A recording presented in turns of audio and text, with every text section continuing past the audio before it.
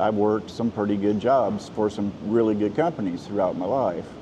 Sat in front of the TV and rotted away, basically, was what it was I was doing. I could see the writing on the wall that my future was extremely bleak. She robbed me the first night I was here. Back in the States, I was basically almost wheelchair bound. The opportunities for social connection are much better here in the Philippines. Coming to the Philippines is probably the best thing that I could have done for my health and for my sanity.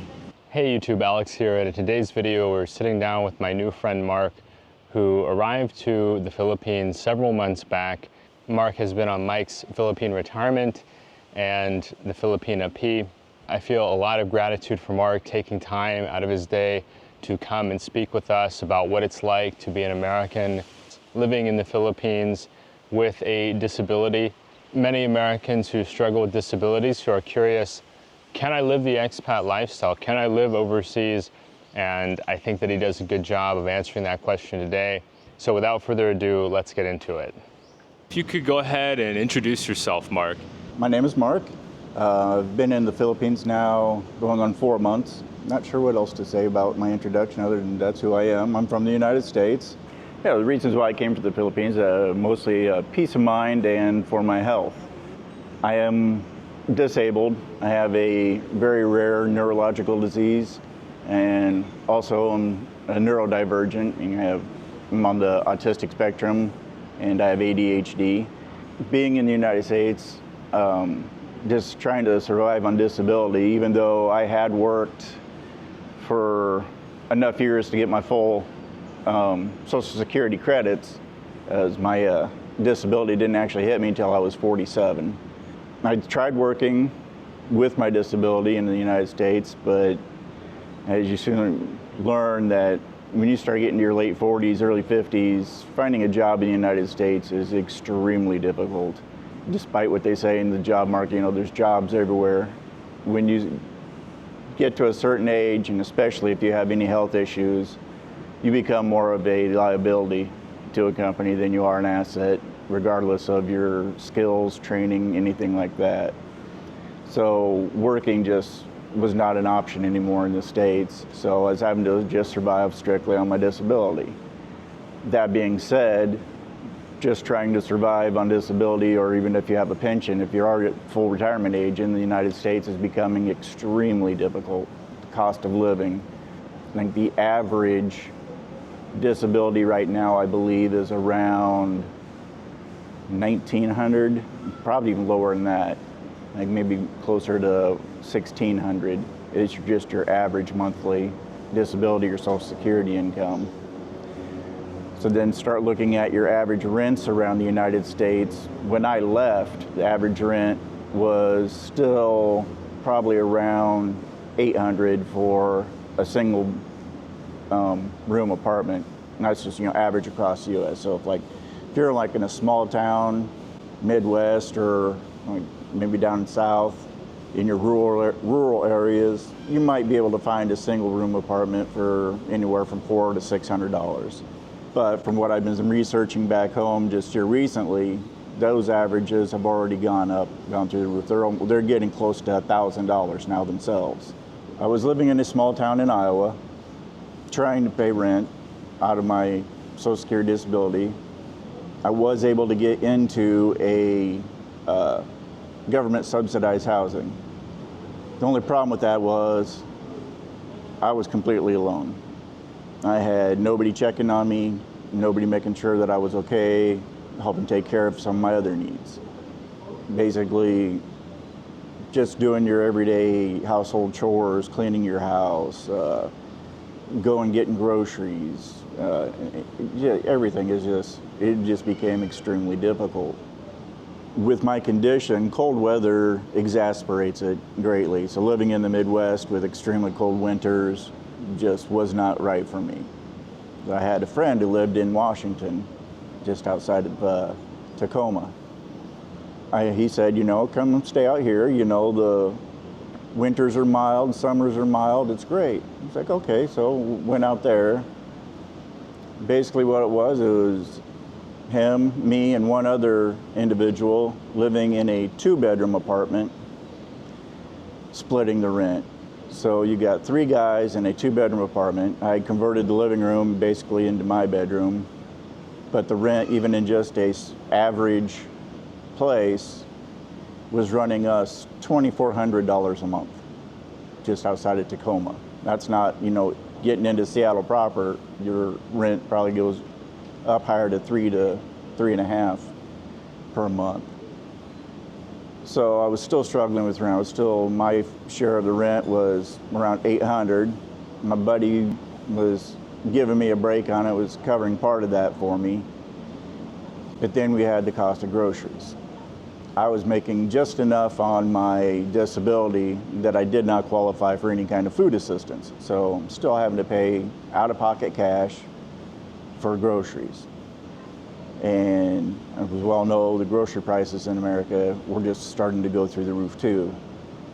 And then on top of that, even though I am disabled, get Medicare, Medicaid, I was still having to pay my Medicare Part B, which was $178, something like that, $170 some a month. But because I'm living in a larger city, I could only get in to see my primary care doctor every 3 months. I was lucky. Sometimes it was I couldn't get in to see her for another 6 months. So just that one primary care visit, just for my premium cost alone, was costing me anywhere from $600 up to, if it's a 6-month time period, almost up to $1,200 just for primary care, just in premiums alone. So then once you get into your primary care, of course, if you have rare diseases or any other medical problems, you have to go see a specialist. Then you have to wait another 3-6 months. However long it's going to take to get in to see your specialist. So just for what I was paying in premiums alone, I was paying thousands of dollars. And then once you do get in to see your specialist, your Medicare still does not cover everything. The last I checked, I was currently at almost $250,000 in medical bills alone. So I started researching as to, what other options I had. I could stay in the States and basically check myself into a total care facility, in which case they would take, most places would take 100% of your, either your disability or your Social Security pension. If you're lucky, you might find a place that says, oh, we'll give you $100 at the end of the month to use for personal expenses. $100 a month isn't going to cover anything as far as personal expenses go. So then I started researching. I'd heard checking into possibly going to other countries. Found out that because I had worked for many years before my disability hit me, that I was eligible to receive my disability living abroad. So that's when I started researching everything from, just going to maybe just Puerto Rico, Costa Rica, Colombia, Panama, all around Southeast Asia, from Vietnam, Thailand, here in the Philippines. I probably did research for probably a good 2 years, weighing the pros and cons. And the reason I chose the Philippines is, one, almost everybody here speaks English. English is their official business language. So that was a plus for me, because obviously learning a new language once you get up into your 50s or older is extremely difficult. And then, of course, the cost of living. We've got a good exchange rate here, so the money that I do get per month stretches a lot further here. Here I'm able to afford a fairly nice place. All my basic needs are taken care of. Which is important for me because of my condition. I needed hot water, so the place at least had a hot water shower. I get housekeeping per day, anytime I want. The place I'm at also has a restaurant on site, so I get breakfast every morning easily. I don't have to go looking for it, don't have to buy extra groceries. And then your just basic cost of living here. Food prices are much lower than the United States. Rent prices anywhere you go is much lower than the United States. Yeah, so can you speak a bit on your budget here in the Philippines? I'm getting $1,400 a month. Like I said, I worked 40 years. But basically, I started working when I was 9 years old, delivering papers, scooping people's walks, mowing lawns, raking leaves, things that, you know, back in the 80s and 70s and 80s a normal kid would do. Not exactly that easy for children and kids these days to do things like that, because people are so desperate for work that now adults are taking all those jobs. Other than that, from the time I was able to get a regular full-time, or not full-time, but at least a part-time job, I've been working.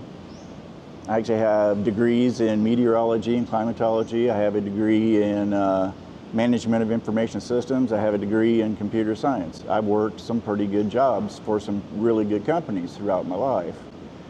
However, through the different economic times that America has gone through over the past 30 years, layoffs, cutbacks, all different kinds of things, it was basically starting to go job to job, you know, basic hopping from company to company. And of course, back then, that really reflected negatively on your resume and your job applications. Like, well, how come you left this job? How come you left that job? How come you weren't here for so long? And you have to explain to them, it's like, the company shut down, you know, layoffs. They ran out of money. Yeah, but it does look, they're like, well, God, this guy only works a couple years here, a couple years there. It's like, so it started getting really harder and harder to get jobs. So then I started just doing some freelance work, which at first seemed kind of interesting because, you know, I got to travel around the United States, basically living out of a suitcase, going from one place for 6 months to a year to another place for 6 months to a year. But even that started getting harder and harder to do because so many people wanted to do it that the competition became so great. And then, of course, in the tech industry, if you're not constantly keeping up and going to class all the time, learning new programming languages, learning new methods, you really fall to the wayside very quickly. And when you're working a full-time job and living out of a suitcase in a hotel, it wasn't that easy to do just online training like it is nowadays. Again, that really hurt my budget, and again, that's why I got into the situation I was in. And then, of course, when my disability hit, when I was 47, things just really went downhill really fast. So now I'm here in the Philippines, got my $1,400 a month budget, which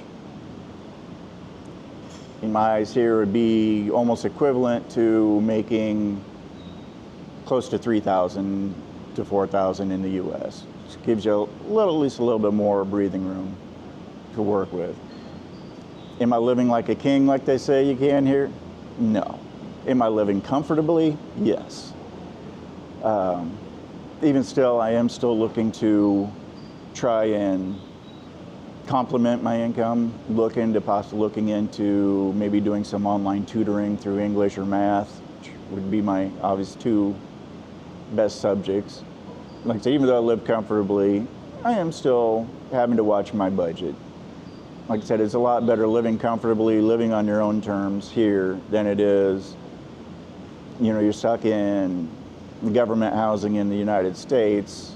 Well, dangerous neighborhoods. Exactly, dangerous neighborhoods, including dangerous neighbors in some instances. You got people with mental illnesses that aren't being properly taken care of and checked that can... Ex-cons. Yeah, all kinds of different situations. It's just not an ideal situation to be in.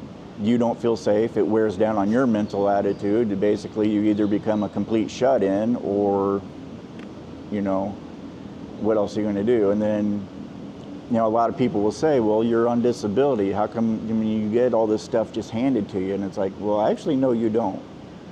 Government programs are stretched so thin that waiting lists just to get onto the waiting list for those programs can be years long. Even though they'll say, well, why don't you get like an in-home care? Well, I tried for many years to get in-home care. When I finally did qualify for in-home care, I was only able to get a caretaker to come in for 7 hours a week, which meant on their timeline, they could come for 4 hours one day, try to help take care of some stuff, and maybe 3 hours another. So you could get 7 hours a week. What'd you do the rest of the time? Sat in front of the TV and rotted away, basically, was what I was doing. Especially in Tacoma, mostly wheelchair bound. Thanks to climate change, which, whether you believe in it or not, is real. Before I had gotten to Washington, it almost never got above 85 degrees in the summertime. Obviously, shortly after getting to Washington, it was very common for it to hit well over 100 degrees for many days at a time in Washington State. And most of your apartment buildings in Washington State do not have air conditioners because they never had a need for them in the past. Starting to get into almost dangerous heat conditions there every summer. I was, well, why didn't you just go out and get an air conditioner? They're extremely rare commodity and sought after like gold in Washington. Our apartment complex offered to rent us an air conditioner for an additional $200 a month, which is like, some people are like, well, I could just go to the store and buy one for $200. It's like, good luck going to a store. How many people in Washington know how to install one? Well, a lot of these were just portable air conditioners. Some were window units, but most of them were just portable air conditioners. But even then, people think, oh, you just set up a portable air conditioner. It's like, oh no, you actually have to set up an exhaust tube, and then the exhaust tube leads to a thing you install in your window. And so you're dealing with worsening weather patterns. You're in a position where the bills keep going up, but you're on a fixed income.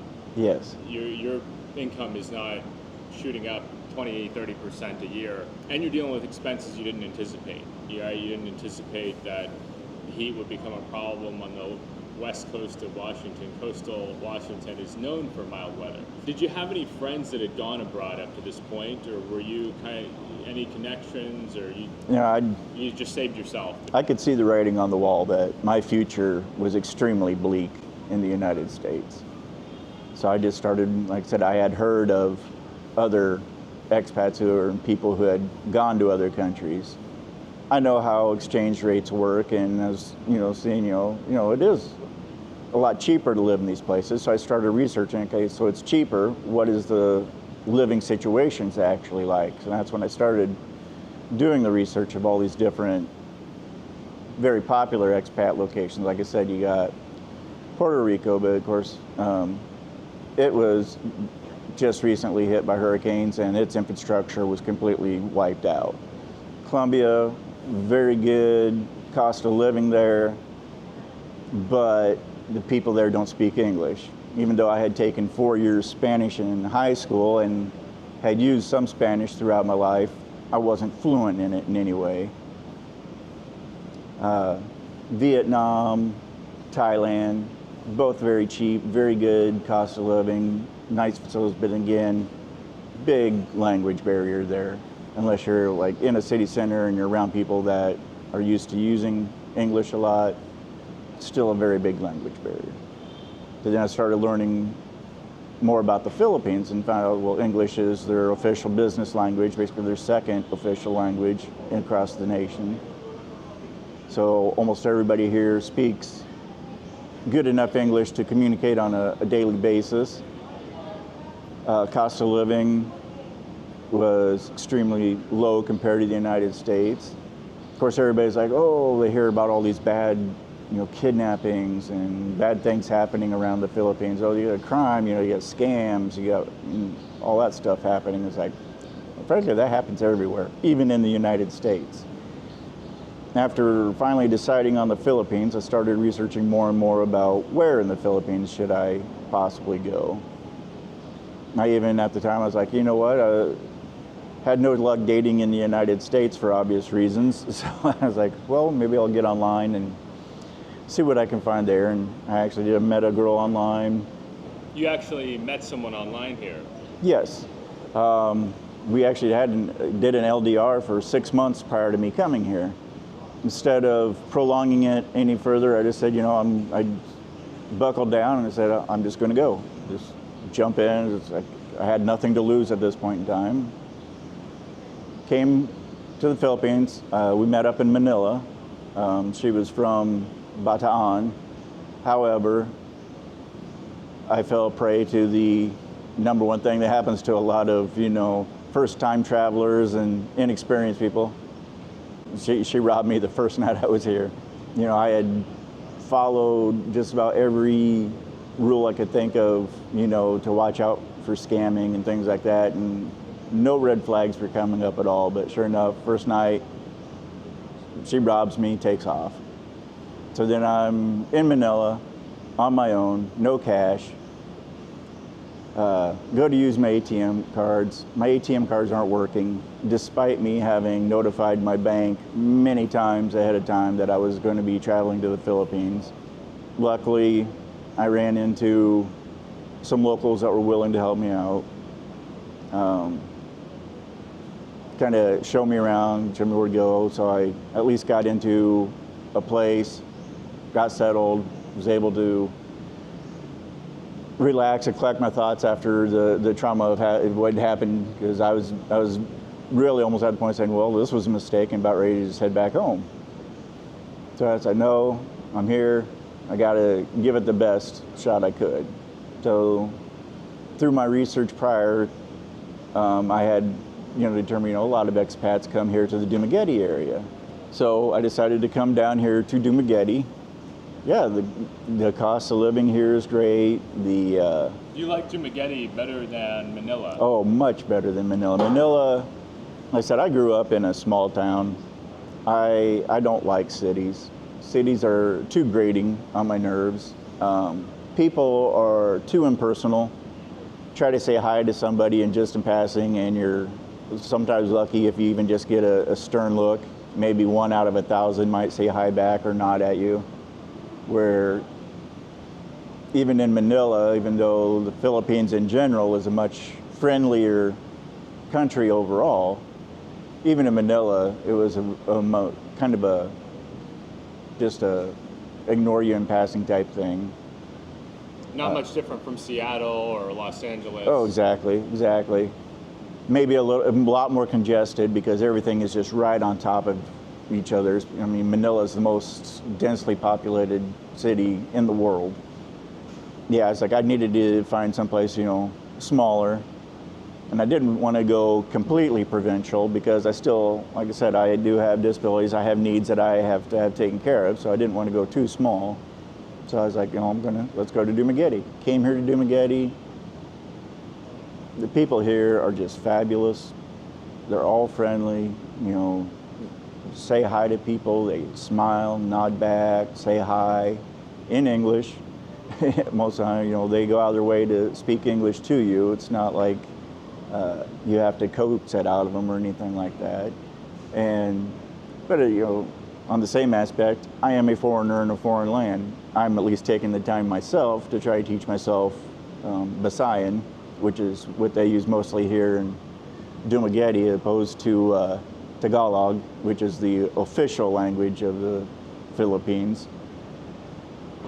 So I work on my conversational Visayan, and I'll speak to them back in Visayan, and it actually surprises quite a few of them. They don't expect foreigners to actually take the time to learn their language. Yeah, it's a lot better in that aspect. Now, as far as places I was looking for, I need, because of my condition, I need hot water in the shower. It helps relaxes my muscles. The weather here, like I said, the whole time I've been here, I think only twice has the temperature dropped down into what would be the 70s in the U.S. But to me, it's basically like sitting in a sauna all the time. My muscles are relaxed. I don't have to worry about the cold weather. I don't have to worry about shivering and tensing up. While I still do have an air conditioner in my unit, a lot of times I have that air conditioner set fairly high. I think I have the air conditioner in my room set to around 80 to 82 degrees, because I like it warm. Heat doesn't bother me. Now, if you're a person that likes it chilly, yeah, you can do that. But one thing you have to remember is, like, if you get your own unit here and you have to pay for your own electricity, that electricity is not exactly cheap in the Philippines. That is your one commodity that is at a premium here. So yeah, if you're gonna, like I said, it's one thing I looked into when I was looking at other places to relocate, the overall weather. And which is another thing why I picked Dumaguete, because it's on the western side of the Philippines. We're protected from the typhoons. Yes, we do get quite a bit of rain here, as obviously this morning we had to make different plans because of the rain. Brownouts here, like I said, the electricity's at a premium, so it was one thing as, where I was staying, I had to make sure I had backup generator. Because like I still live my life online mostly, watching, researching YouTube, or just playing video games, whatever, to bide my time. I don't get out as much as I would like to, but I'm at least able to get out a lot more here than I was back in the States. Like I said, mostly because of the weather. It keeps my muscles loose and relaxed. I'm not having as much spasm issues or cramping issues as I did in the States.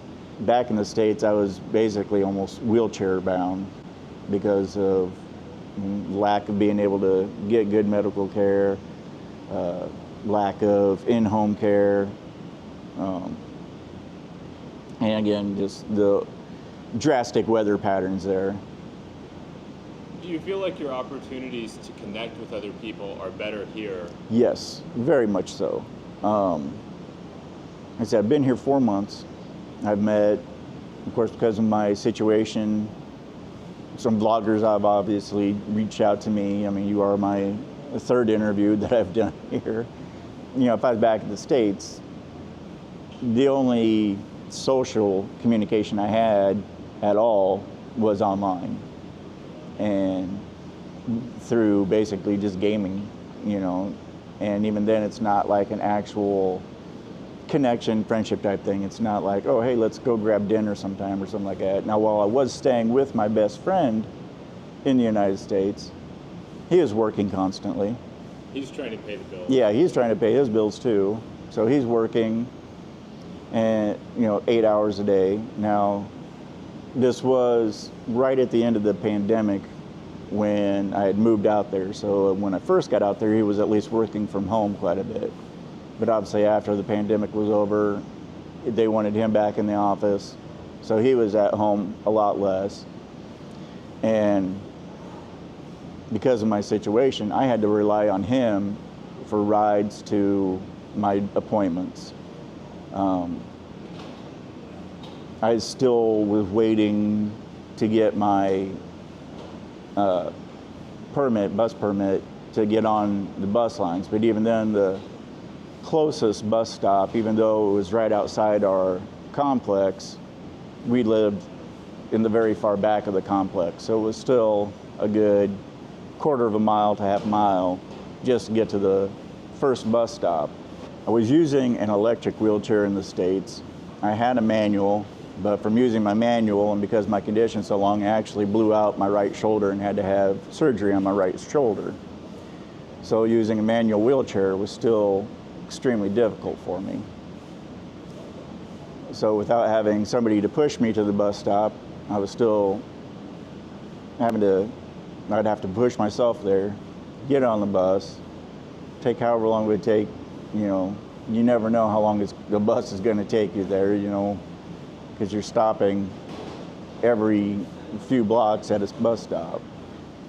And it just wasn't safe, obviously. I mean, you're in a big city, and your general bus stops themselves are the hangouts for a lot of unsavory people.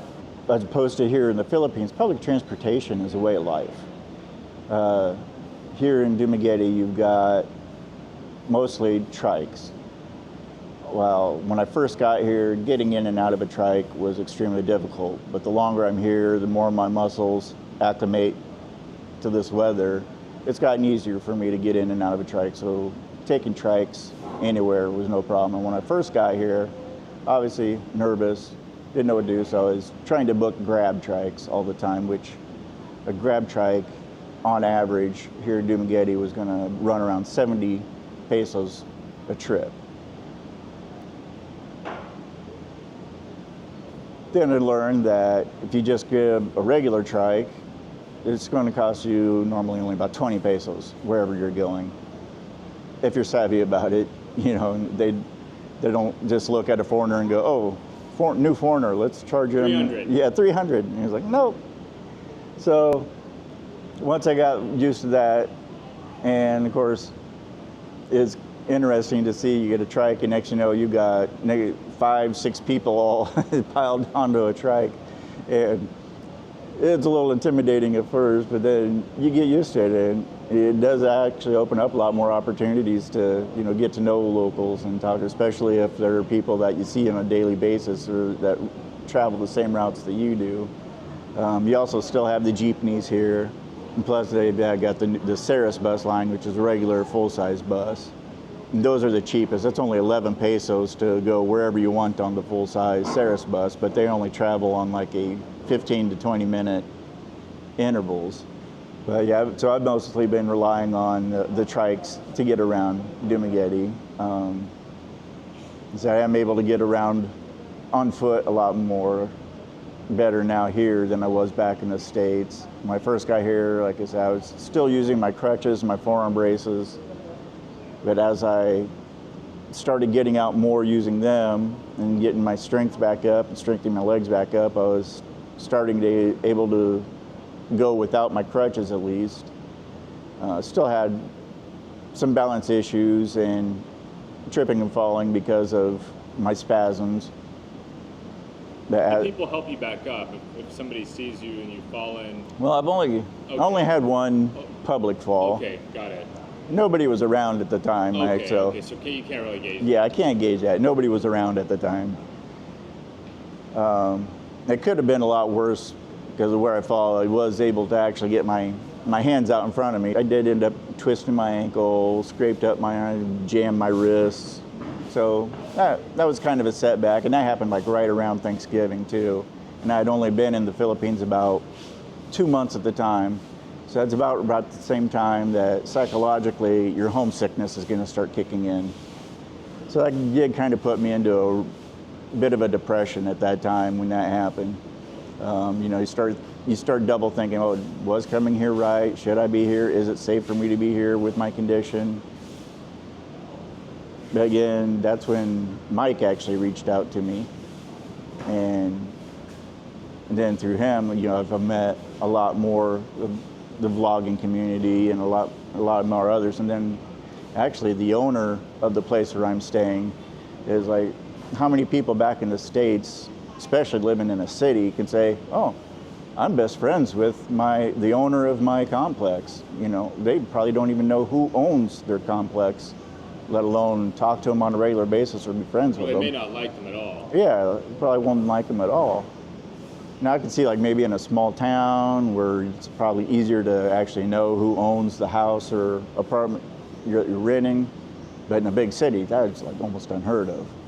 I'd only been staying there just a little over 2 months at that time, and they actually invited me to their family Christmas and to New Year's, and you know, basically just took me in as part of their family, which is amazing. Would that have happened back home? Oh, God, no, nothing like it. That'd be unheard of, you know. I couldn't think of a landlord that would be like, oh, you know what, I'm just gonna invite my renter to come hang out at our family dinner. The opportunities for social connection are much better here in the Philippines. Like I say, well, part of the reason why I chose the Philippines, despite everything that's going on in the world through politics and whatnot, the Filipino people still love Americans, as opposed to many other countries where Americans are not so welcome. So that was a good, big plus on my book, that, you know, at least Americans are still not just welcome here, but openly welcome, you know, with open arms, you know. People here, while it's still mostly a conservative country, are very open-minded. Non-judgmental. Not judgmental. I would say it's a religious, mostly Christian, that type of conservatism, with more what I would say a liberal attitude. and lifestyle. Community is important. Helping your community, not only just your family. I mean, everybody here has strong family units, but it's also strong communities with barangays. I mean, especially if you get into like the smaller provinces, everybody is like, what's best for the community, not just individuals. Well, thanks so much for watching, guys. Thank you for joining my guest Mark and I today. We're going to go ahead and wrap up here. If you know of any resources that Mark could use to teach online, please share those in the comments section. It always helps to generate interesting discussion. Next, give us a thumbs up. It helps with the algorithm. And finally, subscribe to the channel if you want to see more content like this. And we'll go ahead and give Mark the final word here. So yeah, the inclusion factor here in the Philippines and your opportunity for a better social network is much better than the United States, which I think is probably something that somebody who's got disabilities or has health issues or something like that, I think that's more important than anything else. Because if you don't have a social network of people that are willing to, to check on you, see that you're okay on a daily basis, and just to converse with on just a regular basis, that's probably, in my opinion, worse on your health than anything else, is not having that social network. Coming to the Philippines is probably the best thing that I could have done for my health and for my sanity. Thank you so much, Mark.